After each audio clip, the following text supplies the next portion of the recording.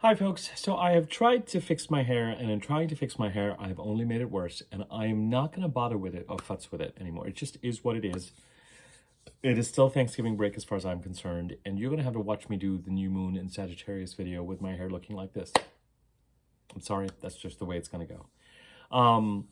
I can't wait to talk to you about this new moon. I feel like I'm all prepped and ready to go as far as talking about it is concerned. Just one piece of, and I'm sorry, I know those of you who are watching my videos are probably tired of me saying this, but I just need to, it's been such a weird time to launch a special with Thanksgiving and people, being busy and not watching. I'm going to, while the special is running, I'm just going to announce it at the top and at the end of my videos and place a link to it, to the video, separate video I did about it. I am offering single topic or area focus readings that are 30 minutes for $50. And I've done this before. It's while Mercury is retrograde. So if there's a single area of focus or a topic that you want me to look at for about 30 odd minutes, those readings are available for $50 until December the 15th. And if you would like to gift readings for the holidays to someone, you can contact me. And even for the $50 readings, my email address is in the description box below. You can use that to get in touch with me and I can give you information. We can take things from there. All right. Thank you for listening to that. Now on to the new moon in Sagittarius, which is going to be occurring in about a little over 4 hours time. I'm doing this on November the 30th at about 6:03 p.m. Pacific time. The new moon in Sagittarius in and of itself squares Saturn in Pisces. That's the only aspect that it makes that is of interest to me, and that should be of interest to us. We've also gotten Sagittarius Mercury now retrograde. Mercury, while direct, has already opposed Jupiter, trined Chiron, squared Saturn once. And not necessarily in that order, but once he's already gone ahead and done that. And now that he's retrograde, he's going to be doing the same things again. I'm being reminded to open up all my dates. Sorry. So he is going to, and these are aspects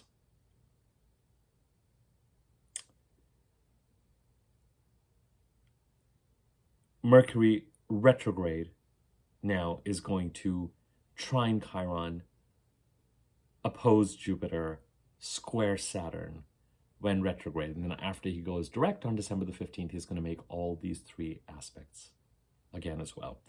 The two of these aspects that are encoded into, I'm just looking at when it is that Mercury opposes Jupiter. Sorry, folks, give me a second. Okay, yeah, this makes sense. The two aspects that are encoded into this new moon are Mercury trining Chiron and opposing Jupiter. So the new moon, just bear with me as I build this picture for you, okay? The new moon in Sagittarius, with the sun and moon together, squaring Saturn in Pisces. Mercury retrograde in Sagittarius, trining Chiron, and opposing Jupiter. Those are the two, and the trine to Chiron occurs tomorrow on December the 1st, and the opposition to Jupiter occurs on December the 4th. So next week, these are the two aspects while Mercury is retrograde that he's going to make. Mercury doesn't square Saturn till later. When is Mercury squaring Saturn? December the 6th. But it's still far enough for me at this point in time that I'm not factoring it into the new moon energy, but certainly the trine to Chiron and the opposition to Jupiter from a retrograde Mercury are encoded into the new moon. And what do I mean? Why am I going over all these aspects that are encoded into the new moon? The new moon is the start of a month. The word month is derived from the word moon, and we have a particular, now it's kind of a solar Gregorian calendar that ignores the moon. A lot of ancient calendars, certainly the Indian calendar, the Hindu calendar, I'm going to be raked over hard because again, there's so much diversity there, and there's so much diversity but they're lunar calendars where A new moon is the start of a month. And a month lasts 28 days. And energetically, you have a new moon, and 14 days later, you have a full moon, and then 14 days later, you have the next new moon.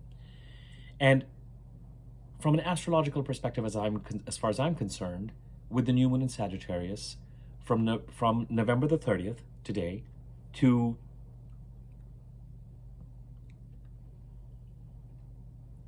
December the 30th, when we have the Capricorn new moon, is the month of Sagittarius. So the new moon in Sagittarius starts that month. And whenever we want to get a sense of when a particular time period, what a particular time period is going to be like, I have a project that's going to take 3 weeks. It starts on such and such date at such and such time. Astrologically, if you want to get a sense of what is going to be encoded into the astrology for that project, you look at the astrology of the starting date and time. Indeed, there are astrologers who specialize in, or a lot of people who like to think about, or will consult astrologers to say, I want to do this, I want to start this. When's the best time to start this? When's the best time to get married? When's the best time to do this? When's the best time that I should get this? And that's kind of what it's about. So when I look at a new month starting, the month of Sagittarius, with the new moon in Sagittarius in a few hours from now, and I want to get a sense of what this month is going to be like, I look not only at the aspects that the new moon is making, squaring Saturn in this case, I also look at aspects within 5 degrees of each other that are approaching. They're not separating. They're about to happen. They're getting closer and closer and closer within 5 degrees of each other that are going to happen after the new moon occurs. And we've got 5 such aspects to look at. A retrograde Mercury from Sagittarius trining Chiron in Aries, and the same retrograde Mercury from Sagittarius opposing a retrograde Jupiter in Gemini. We've also got, and this does not become exact till Christmas Eve, but it is now within 5 degrees of each other, the second of 3 Jupiter-Saturn squares. Jupiter, retrograde in Gemini, is moving towards squaring Saturn, now direct in Pisces. So you've got the new moon squaring Saturn, you've got Jupiter getting ready to square Saturn, and you've got Mercury retrograde opposing Jupiter. So planets, and this is the most important, significant, relevant energy related to this new moon. And the month of December. Because the Sagittarius month, very conveniently, timing-wise, the new moon is on the 30th of November, the Capricorn new moon is on the 30th of December. Fine. So for the month of December, we've got, between the sun and the moon and Mercury in Sagittarius, Jupiter in Gemini, and Saturn in Pisces, these dynamic oppositions and squares that are encoded into this new moon. And I will explain interpretively what that means, but it's at the outset, that is one thing that you need to know about. That's the first thing I want to convey related to this new moon. As far as this particular new moon is concerned, it is ruled by Jupiter. Jupiter is in Gemini. Gemini is ruled by Mercury, Mercury in Sagittarius. So both for the new moon in Sagittarius today and the full moon in Gemini 2 weeks from now on December the 15th, the dispositors of the chart are in mutual reception. In other words, Mercury and Jupiter are respectively in each other's houses. Interestingly, Mercury and Jupiter are notoriously in traditional astrology, the energies of Venus and Mars oppose each other. The energies of Mercury and Jupiter oppose each other. And the energies of the sun and the moon on the one hand and Saturn oppose each other. And I would say think less of it as an opposition, but more as, you know, the pictorial descriptions of yin and yang, where you have one circle, but in that circle is a very clearly delineated yin and a very clearly delineated yang. I think that these principles encompass one whole, but they are opposite principles in that whole. Mercury, the lower mind, Jupiter, the higher mind. Venus, the feminine principle, Mars, the masculine principle. The sun and the moon standing for us and our desire to move around in this lifetime in a relatively unfettered way, and Saturn representing the need for discipline and fetters. So Mercury and Jupiter in mutual reception to each other. And again, this is especially relevant because of this opposition that we've got going on encoded into this new moon. The other two aspects that are also encoded into this new moon are that Venus in Capricorn currently is trining Uranus and Taurus. This is why I did the let's just take a look at all the personal planets going over the sign of Capricorn and the aspects they're going to make video yesterday. And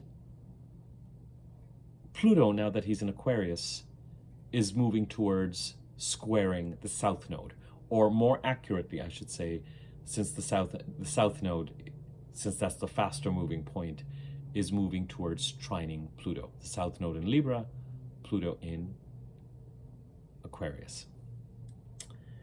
And when I look at December, if you were to, and if I, especially if I were to look at the first week of December, the most important aspect that we're going to be dealing with, even though it's not encoded into this new moon, is Venus conjuncting Pluto on December the 7th. And I will talk more about that when I do the monthly December video next, after this particular. No, I'm going to be doing the weekly overview next tomorrow, and then I will do the monthly overview for December, Monday or Tuesday.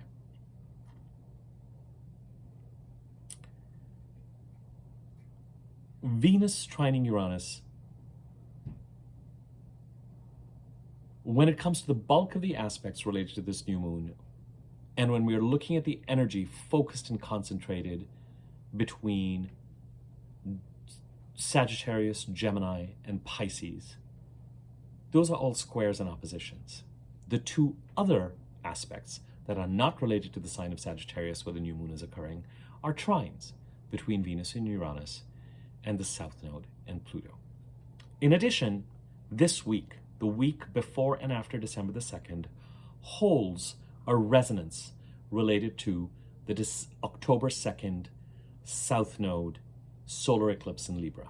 I find that 2 months after a solar eclipse, the week before, week after, December 2nd, week before, week after, people can sometimes experience the eclipse of October 2nd, the week before and after December 2nd, or a clear message around it or a resonance around it. And it's an eclipse of releasing something in the Libra part of the chart so you can move towards the Aries part of the chart where the North Node is.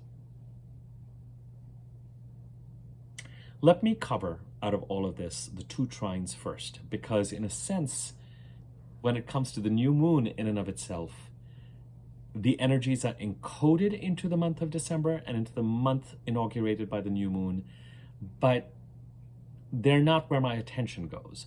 But let's not lose sight of them, because one of them has something to do with opportunity and the other one has something to do with purging. Venus trining Uranus, and this particular aspect is exact on December the 2nd.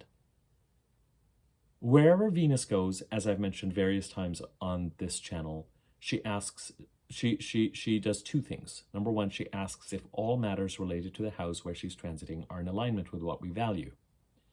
Are there any leaks, resource leaks, relationships that are leaks, energy leaks, financial leaks, energetic leaks?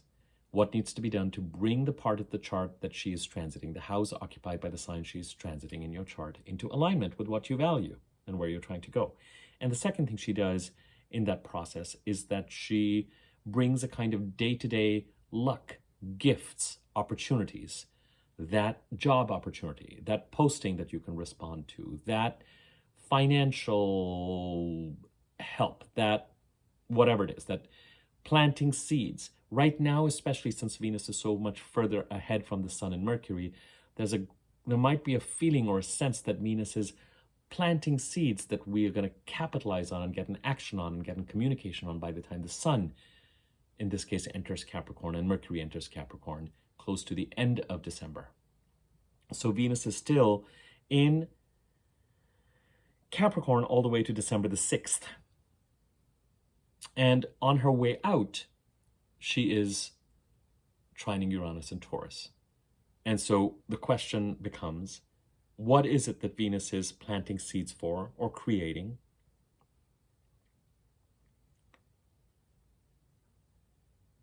What opportunity? Venus trine Uranus is going to be directly linked to following the path that is right for you in the Taurus part of the chart. Uranus, wherever he goes, tries to create a path for you that is individual to you, that is authentic to you, that is right for you. You feel it in your bones, you feel it intuitively. You know what your breadcrumbs are. If you have a choice between something conventional and something that may be not quite so conventional, but feels right when you enter the room, that this feels right feeling. This feels like this is what is for me feeling. That's Uranus at work. And it doesn't always have to be, but it can have, it's a good way to think about the Uranus paradigm around what everybody else says is the correct path, and you may believe is what the correct path is, and what is your path. Because the path to a certain destination does not have to be what everybody says it is. You know, if someone who can sing has always wanted to be an actor, they can try to move towards being an actor, but sometimes, and you see this with certain pop stars, they become huge pop stars, and by getting that visibility, they're then able to fulfill their goal of acting. So if someone says, well, I really want to act, then the conventional wisdom will say, well, then you should get your BFA, or you should get your MFA, or you should train here, or you should be in class here, and you should do this, and be clear about what your end goal is. And if the end goal is acting as opposed to singing, then focus on that. But someone may feel like, well, you know what? The singing is coming easier to me and seems to bring joy to others, and it feels right for some reason. So I'm gonna keep I'm gonna find my own path to what is right for me. And so someone could sing in such a way that they gain a certain amount of fame and prominence, and visibility can change so much for you. And that becomes their way to enter into getting the parts that they may never have gotten if they were doing the conventional thing. And that path, that way of thinking, working, is Uranian. And so whatever, Venus, wherever she goes through Capricorn, since November the 11th to December the 6th, could bring multiple types of opportunities. But this particular thing that Venus is bringing or planting seeds for, that you may not act on until the Sun enters Capricorn and there's the new moon in Capricorn and Mercury comes into Capricorn, December 21st, December 30th, and January 11th, respectively. You might act on that stuff more at that point in time, but a certain seed, an idea, an opening, something may be being planted to say, you know what, I've got to act on this from the Capricorn part of the chart so that it can contribute to me following the right path for me in the Taurus part of the chart, okay?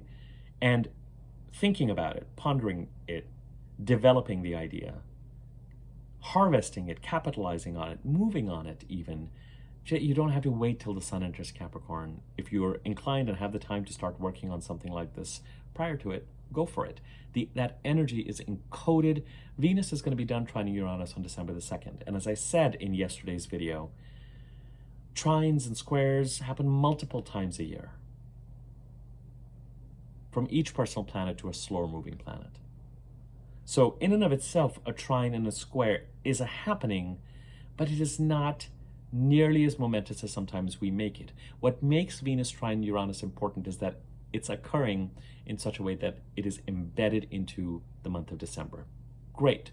So some opportunity in the Capricorn part of the chart is open and available to us to help us move in the right direction for us in the Taurus part of the chart in December. In addition,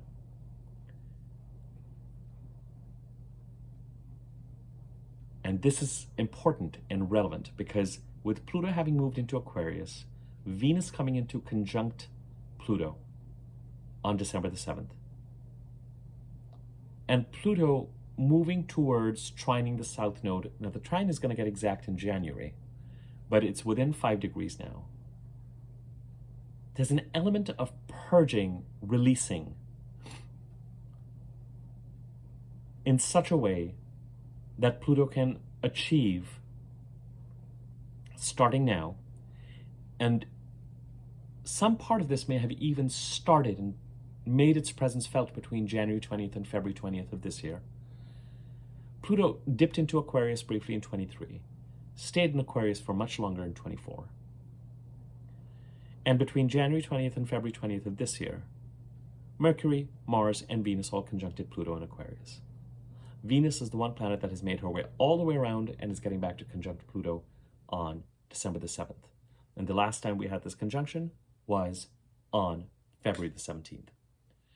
And February the 17th was close enough, about a month away from the lunar eclipse in Libra on about March the 24th, 25th. So somewhere, as I've said to you, between of that time period, between the middle of October to the end of March, we were very aware of what we needed to release in the Libra part of the chart and its presence and its solidity of what we needed to release.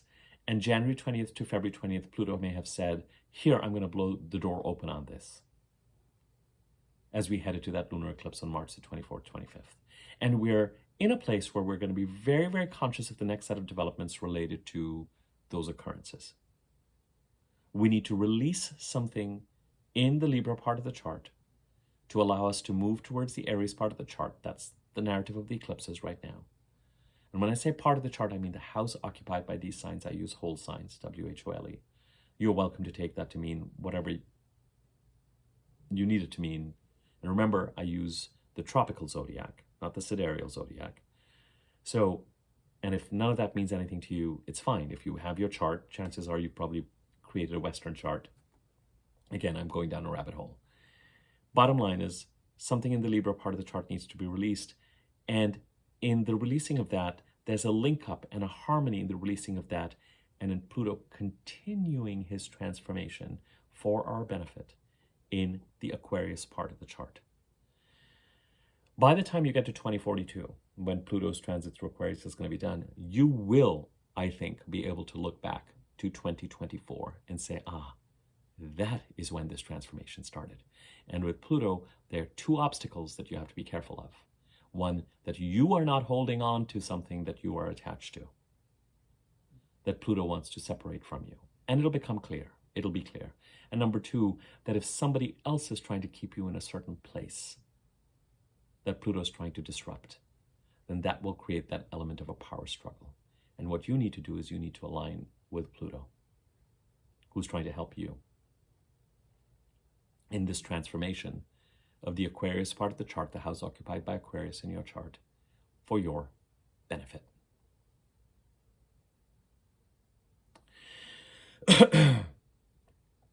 So we have this element of purge in this new moon that is occurring around the time when that Libra eclipse should be very, very present. October 2nd, week before, week after, but October 2nd was when we had the last solar eclipse, new moon solar eclipse in Libra, south node eclipse, and the week before and after, December 2nd, may carry some resonances and some kind of developments that make you think, okay, that eclipse is here again, or I can really feel the eclipse this time, or I felt the eclipse October 2nd, but it's present, and that south node is trining Pluto in Aquarius. So those are two energies that are encoded into this new moon, and we will likely be working with those energies during the month of December. Now let's come to these oppositions and squares with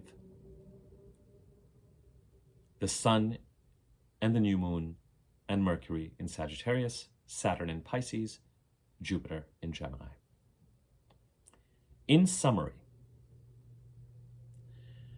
all eyes and a lot of focus in December is on the Sagittarius part of the chart and in bringing it into alignment.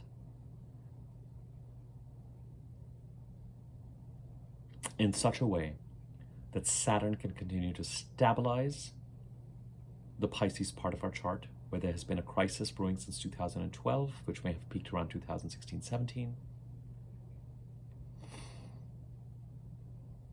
And the bringing the Sagittarius part of the chart into alignment also allows Jupiter in Gemini to end and begin a 12-13-year cycle in the sign of Gemini. Wherever Jupiter goes, whichever sign he transits, whichever house he transits, the house occupied by Gemini right now in your chart, Jupiter ends a 12-13-year cycle, starts a 12-13-year cycle, trying to create a beginning. And that doesn't mean that old relationships or old things related to that part of the chart are going to die away. It just means a new set of energies that are more aligned. Jupiter tries to continue to bring you into alignment. And the prime mover in all of this is the retrograde Mercury. Now, the timing of when things happen is going to be very dependent on whether you have Mercury and or Jupiter retrograde in your birth chart. If you have Jupiter retrograde in your birth chart, it's going to be this time period between October the 9th of this year and February the 4th of next year, when Jupiter is retrograde, that these endings of a cycle and the beginning of a cycle might occur for you. If you have Jupiter direct in your birth chart, it could be that Jupiter's taking a bit of a rest, and it's going to be after February the 9th to June the 8th that this ending and new beginning will really be completed for you. And right now you're focusing more on clearing the slate. If you have Mercury retrograde in your birth chart, you might be more decisive about certain things, more in sync, clearer in your communication, verbal, clearer in your processing between November the 25th and December the 15th. And if you have Mercury direct in your birth chart, you may have felt that a certain first wave of communication occurred during, let's just say, November 11th or so to November the 25th, 26th. And now you are backtracking to go over and sort through certain things. And that the final wave of communication is going to be completed between December the 15th and January the 11th, when Mercury is direct again. Now, what does all of this mean? What it means is, and the action and the activity is primarily in the sign of Sagittarius. That's where the new moon is. Venus went through the sign of Sagittarius. This is really important as you try to make sense of this new moon, my friends. Venus went through the sign of Sagittarius, the house occupied by Sagittarius in your birth chart, from the middle of November, the middle of October to November 7th or November 11th or something like that. And I'm not going to go down the rabbit hole of precision because it's close enough. What is more important is that between the middle of October and the end of the first week of November, you may have capitalized on, seen, there may have been an opening. There may have been a bridge building. There may have been opportunity. Venus may have done her usual thing. Is everything in this part of the chart in alignment with where you want to go and what you value? And number two, here are some ways that I'm going to open up these gates or create some harmony or create some opportunity so that you can either capitalize on these opportunities to build on something that is in alignment with where you want to go, or with Venus, improve, harmonize relationships, reach compromises where there could have been conflict. Provide the opportunity for some kind of healing. And I say that especially because as the personal planets transit through Sagittarius, they trine Chiron in Aries. And Mercury is squaring Saturn 3 times, is opposing Jupiter 3 times, but he's also trining Chiron 3 times. A lot of the energy in December, if there were two words I would use the words healing, but really the word that I would use is purge or purging. And purging can occur in two different ways. One, you're purging something that is toxic. Or you're purging a certain imprint on a situation or a relationship that is either outmoded, and because it's squaring Saturn, and because there's also square to Neptune and Pisces, that could have a layer or a patina, a vagueness to it, that as you lean into the Mercury retrograde energy in Sagittarius and investigate, ask, converse, process, be open to the fact that Mercury retrograde may give you a reality check about certain things that could be disappointing. But that could also bring clarity with regard to what is actually going on. It could allow you to purge a certain patina, it's like a cataract, so that then a relationship or a situation that's been suffering under this patina can be rejuvenated. And it may not go back to what it was, but where there was disharmony or where there was no contact, there could now be contact. So either you're purging something that you realize is just not... Remember what I've said to you now a few times, that on this journey of moving towards the direction we want to move in, that's symbolized by the North Node eclipses in Aries till the end of the first week of June of next year, there are 3 gates that we have to pass through. And one of these gates right now is this Mercury retrograde in Sagittarius, and this focus on the Sagittarius part of the chart in December. Somewhere that holds one of the 3 keys for you to be able to get rid of a certain kind of energy, so that by the time you get to the middle to the end of April, you are in a new energy that you can then stabilize by the end of the first week of June of next year.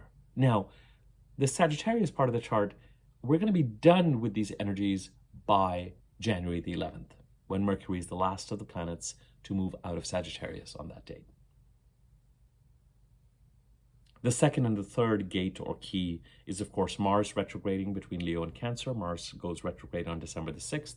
And of course, I'll talk about that when we get to it. I've already done a video on that.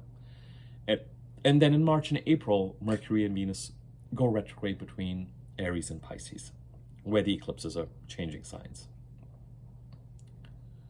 But there's something about the Sagittarius part of the chart, the house occupied by Sagittarius, that needs to be cleaned up. And Venus, when she moved through the Sagittarius part of the chart between the middle of October to the first week, 10 days of November, may have created an opening, may have opened a door or a window to say, here, let's see if we can bring this part of the chart into alignment with what you value and where you want to go.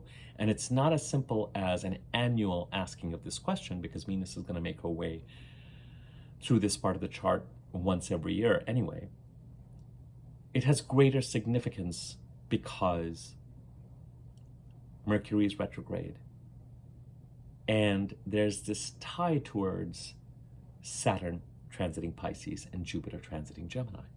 There's a dependency. It's a little bit more important than an annual Venus coming through a certain part of the chart for 3 weeks and scattering her blessings. It's a little bit more, let's bring some focus and attention to this. The sun is now in Sagittarius, so the Sagittarius part of the chart has this massive solar spotlight of the sun. Every nook and cranny, every dust bunny is visible. It's connected straight to source, so your intuition might be buzzing, your solar connection related to the Sagittarius part of the chart. And then we have this new moon, which creates a month, 28 days of activity, opportunities.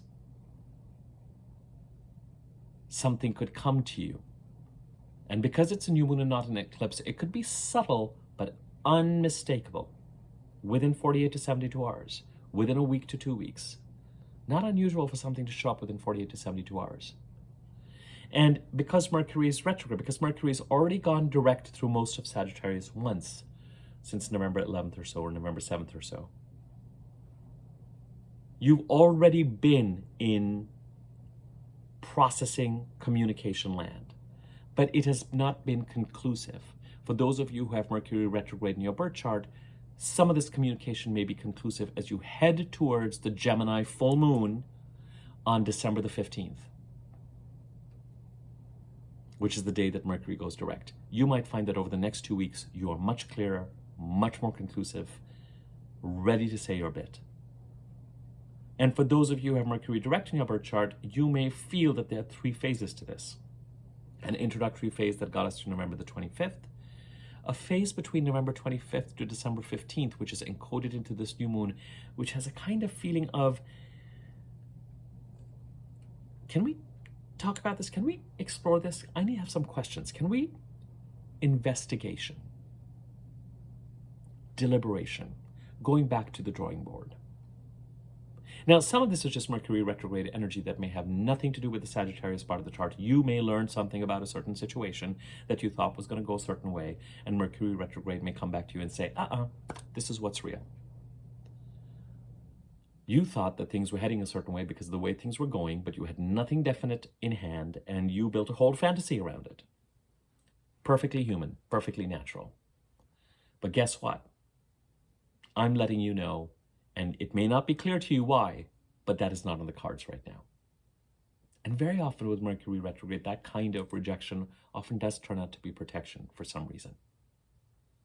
It's a kind of a not yet. In certain cases, it may be never, but for some reason, it's a not yet, at least. And that could be related to the Sagittarius part of the chart. That could just be Mercury retrograde in general. If you have Mercury retrograde in your birth chart, as I said, Mercury retrograde periods are the 3 weeks where you may be making important decisions for yourself that you're then going to roll out on after December the 15th till the next Mercury retrograde in Aries and Pisces in March. But something about this Mercury retrograde introduces, after Venus has gone through Sagittarius, after Mercury's done his first run, after the Sun has come into Sagittarius, with this new moon, introduces a period of reversing and saying, we're not done with this. There's more here that needs to be figured out and discussed. And the 3 things during this retrograde that we need to be aware of in these discussions and deliberations are something here needs to be uncovered, deliberated on, acted on, that will help Saturn stabilize the Pisces part of the chart. That is in alignment with Chiron healing us in the Aries part of the chart, bringing us back to ourselves, empowering us. And that will allow Jupiter to create his ending and new beginning of a 12-13-year cycle in the Gemini part of the chart. I am very clear looking at my chart what is going on and what this means. And I hope that as I give you this information, that you're able to piece it together as well. Out of all these aspects, the most important one is, of course, the square to Saturn, which Mercury makes for the second time on December the 6th, but isn't quite encoded into the new moon. But the new moon in and of itself squares Saturn. So the number 1 priority in the month of December, is to bring the Sagittarius part of the chart into some sort of alignment so that matters related to the Sagittarius part of the chart can help Saturn and Pisces stabilize the sign of Pisces. And what do I mean by that? A lot of you have heard me talk about this over and over and over again. It means one of 2 things, or a combination thereof.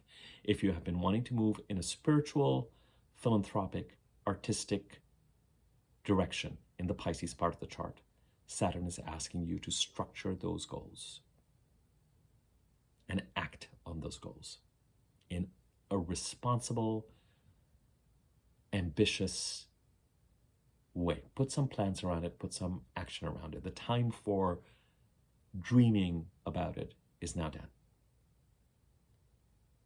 Also, and relevantly for a lot of people, if in the Pisces part of the chart, either you or someone else has been acting in a foggy manner, if there's loss in question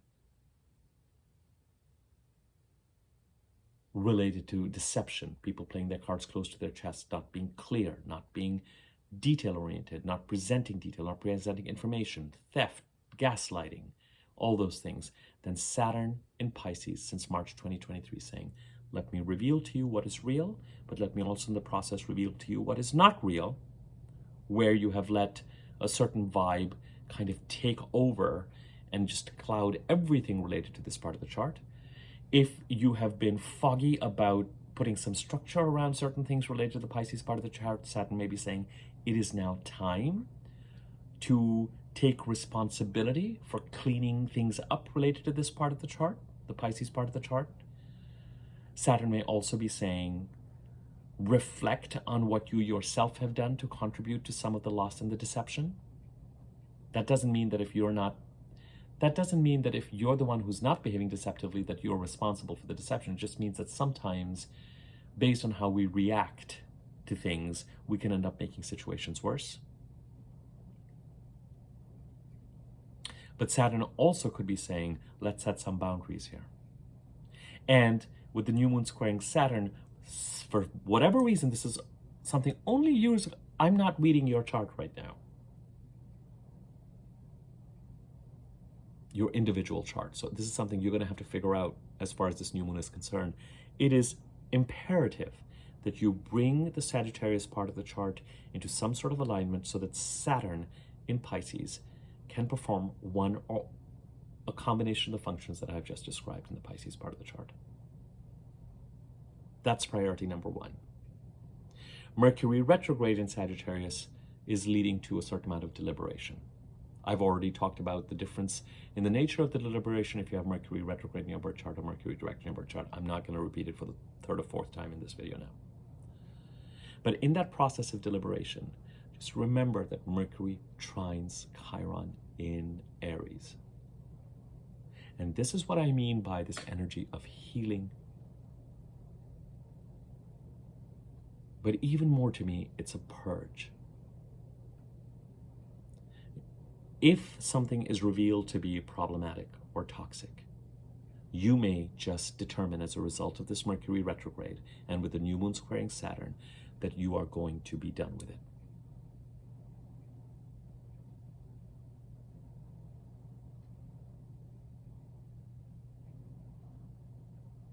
You may recognize that you may never be able to act from a completely empowered and healed place so long as a certain energy leak or a dynamic is kept alive in a way that is constantly taxing you.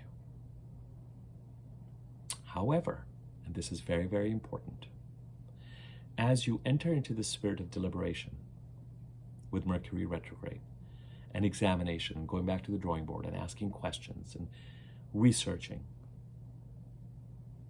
I think it's important to do it from a place of, let me find out what's actually going on. Let me find out what the truth actually is. Because it could be that what you learn is that the situation is, you get facts and details in such a way that makes you think, all right, I don't need to purge the situation or the people or the relationships. But what is being purged by my engaging in thoughtful, respectful inquiry and examination, I can now purge a certain patina is the only word comes to mind, a certain overlay, an emotional overlay over a certain situation related to the Sagittarius part of the chart that will then over time help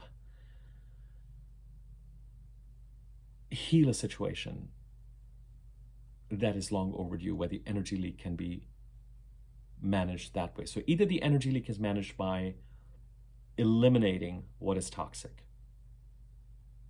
and that is a harder boundary, and you will reach that boundary only by respectful and thoughtful examination as a result of the Mercury retrograde.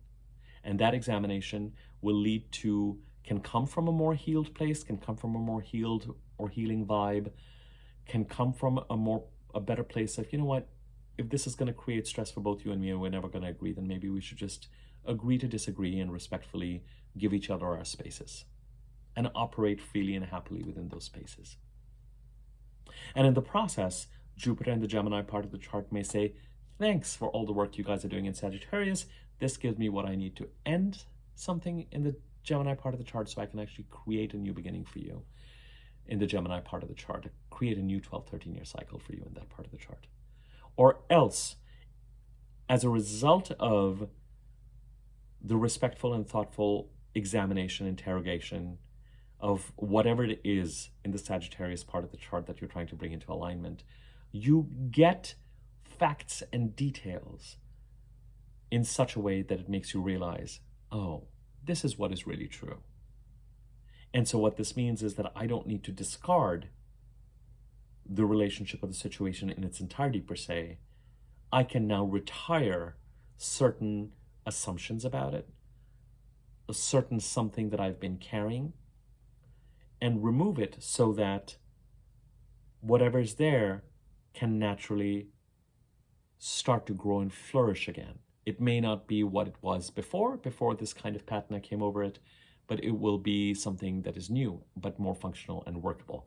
But the bottom line is you're trying to get the Sagittarius part of the chart into functionality.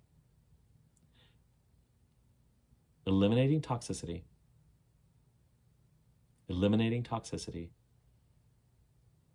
and the chart of the astrology certainly suggests that there's some sort of a link between the Sagittarius and Gemini parts of your chart and what Saturn needs to do to stabilize the Pisces part of your chart.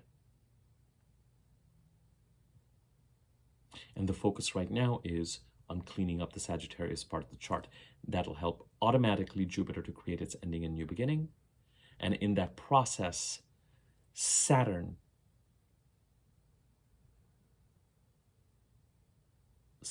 own path will become clearer to help stabilize that Pisces part of the chart. Because the squares from the Sagittarius part of the chart with the new moon and Mercury squaring Saturn and Jupiter getting ready to square Saturn,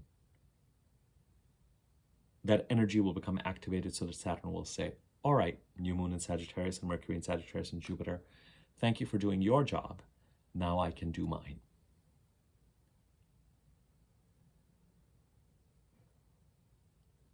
But number one priority out of all of these that is the most important for the month of December is that new moon squares Saturn.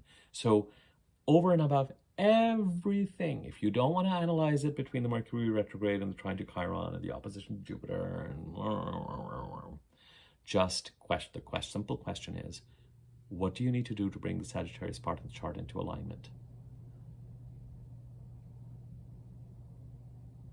in order to help Saturn stabilize the Pisces part of the chart? Now, if the link is more ambitious and creative, if Saturn in Pisces is trying to help you structure some creative or philanthropic or spiritual or monastic goals, and the Sagittarius part of the chart, the house occupied by Sagittarius, is one where some opportunity can be capitalized on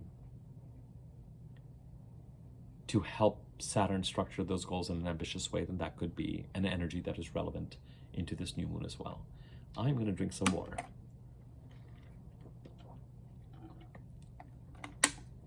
I'm still recovering from my illness, but significantly better today. I'm sure you can hear the difference.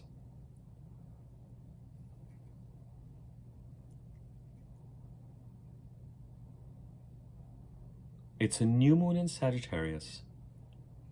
The sun is focusing all his light in the Sagittarius part of the chart for the next 3 weeks, till December the 21st. The month of Sagittarius is going to start. Energy is going to come back in and behind your sails. But the prime mover in Sagittarius is Mercury, backwards and forwards. We're also in a time where, as we head to the middle to the end of April and then into the end of the first week of June, there are a number of aspects that are being made 3 times as a result of retrogrades. We have Mercury's retrograde 3 times. We have Jupiter making the second of 3 squares to Saturn that takes us all the way into July, early July. With Mars going retrograde, by the time we get to the end of June, actually the end of the first week of June, they're set. Mars going retrograde on December the 6th is going to be getting ready to make the second of his 3 sets of trining the North Node, trining Saturn, trining Neptune, opposing Pluto. As I've said to a number of you, either specifically in my readings with you or on this video, we are now in the eye of the change and the storm. And there's a recognition that in order for us to get to where we need to get to, and we are all trying to get to a certain place of stability, certain old energies need to be retired by the middle to end of April. And we are now in that process. We're not moving towards it as we were in the beginning of November and early in that. We are now in it.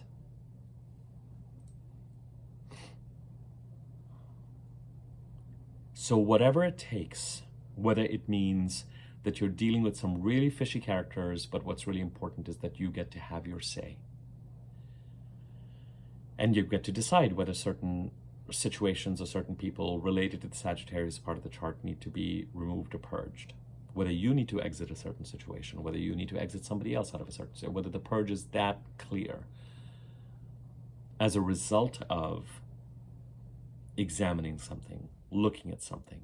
And again, Venus's transit through Sagittarius played a part in opening the door here to create a potential opportunity. Mercury, having already gone through much of Sagittarius once, means that we've been thinking about this and observing this already.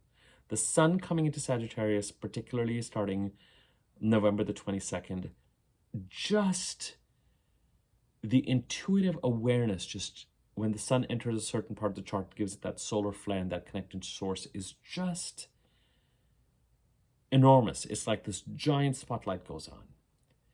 And now the new moon will give you the month in which to carry out the examination and determine whether something can be healed. It's not a question of determining if something can be healed.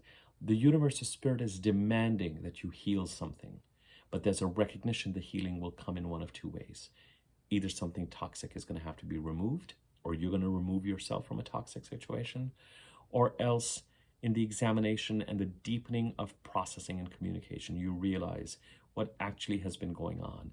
And that helps you determine that a certain set of assumptions related to a situation, because the facts were not clear, can now be removed. And that will allow situations related to the Sagittarian part of the chart to reconfigure. But again, a certain toxicity has been purged through that process.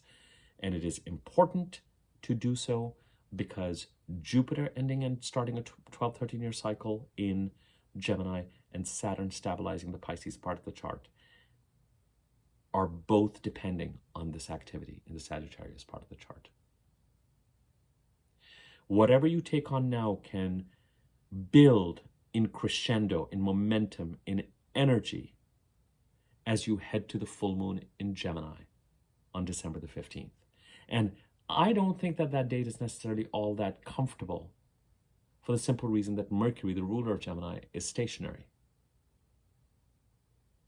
But something may come to a head, a crisis, a meltdown, as we're examining things, or a completion, or a clarity, or a visibility, or whatever it is.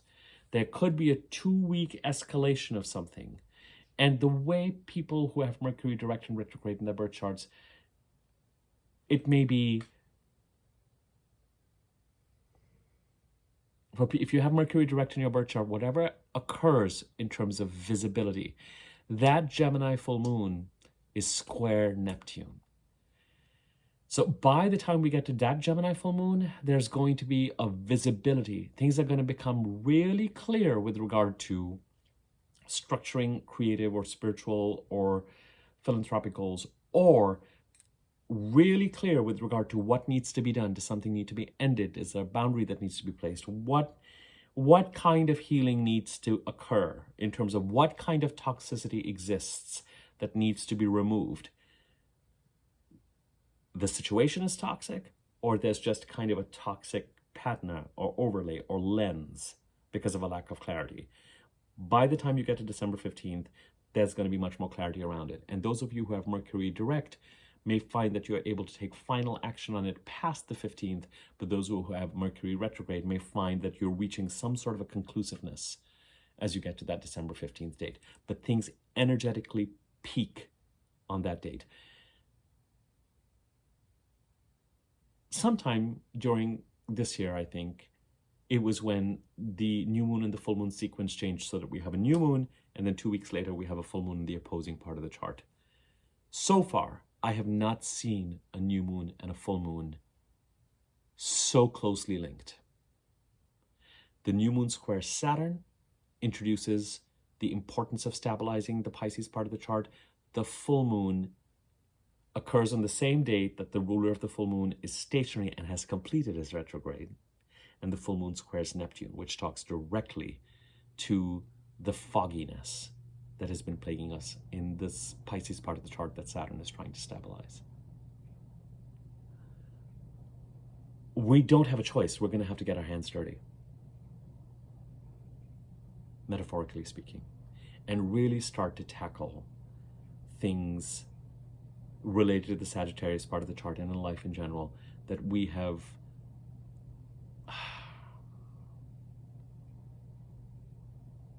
there are things that by the middle to the end of April need to be stabilized and ended and left behind us so that we can really all move forward by the end of the first week of June of next year.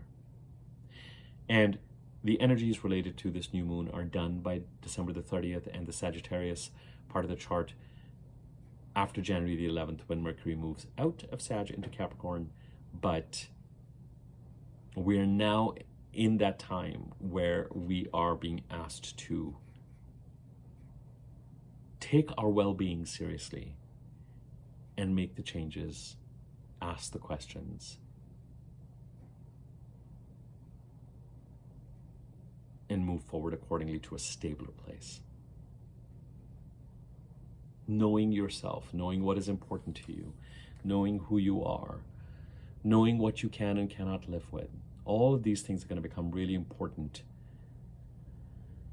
Knowing what will work for you, paying attention to what will work for somebody else. What kind of transformation is Pluto trying to make in Aquarius? What has Pluto already briefly in 23 and for much of 24 been trying to convey, having entered Aquarius? What is Jupiter trying to end and begin in the Gemini part of the chart? How is Saturn trying to stabilize the Pisces part of the chart? Where am I trying to head to with the Aries North Node eclipses without being too attached to the outcome? Remember that video with the North Node I did a few days ago? That's what I'm referring to. All of that is going to be juggled. And in December, the question is going to be, what does all of that have to do with the Sagittarius part of the chart, and how can I bring this into alignment? That's it. It's really nice to do. I've been doing, the last few videos I've been doing have been kind of scanning things, scanning the planets moving through Capricorn, or scanning this and scanning that. So it's been nice to, this video feels like it's at the core of what I do and what I provide on this channel. So it's been really nice to kind of get this out. As I said, quick reminder, $50 single topic readings for about 30 to 40 minutes. 30 minutes is what it's supposed to be, are available while Mercury is retrograde. So if you have questions around one topic, a relationship, career, a particular house, eclipses, Mercury retrograde, something like that, then you can use the email address in my description box below and email me there, and we can set something up. If you want to give readings as a Christmas gift, I can give you the couple of options that you have. If you want to pursue a regular 60 to 75 minute reading, then I can give you information regarding that as well. Please subscribe to my YouTube channel if you haven't already. There's a bell icon next to the subscribe button. If you hover over that, you can click the wiggly bell on top and you'll be notified when I do new videos. Thanks button underneath this video, you can use that to contribute to the channel. Like, comment on the video. If you feel so inclined, it gives the video greater circulation on YouTube. That is what I have. Tomorrow, I'm going to focus on getting you the overview for next week, and then we will do the monthly overview for December, and we will take it from there. Or I might reverse the two, because it might be that the monthly overview for December is a really nice next step after this new moon video. because it is going to allow you to look at the month of December in a slightly more detailed way with the other aspects that are going on. And then we can drill down into week 1. You already know what we're leaning towards till Monday, December 2nd anyway, with Venus trining Uranus and Mercury trining Chiron yesterday. So the next of the aspects is not till December the 4th, and that's, you know, Mercury opposing Jupiter and the Sun squaring Saturn, which it would normally do. And December the 5th, you've got the Sun and Mercury retrograde conjuncting. And, you know, I'm already doing the weekly overview, but a lot of those aspects are encoded into this new moon. So it may be more useful and a natural progression to do the monthly overview of December next, which is a different way of looking at the month of December. It's less thematic and more, what are the different aspects? What's really coming up? What are the most important aspects? And then going to the overview for week 1 and just kind of hit those details. All right, more to follow. Thanks so much for watching my videos. Take care.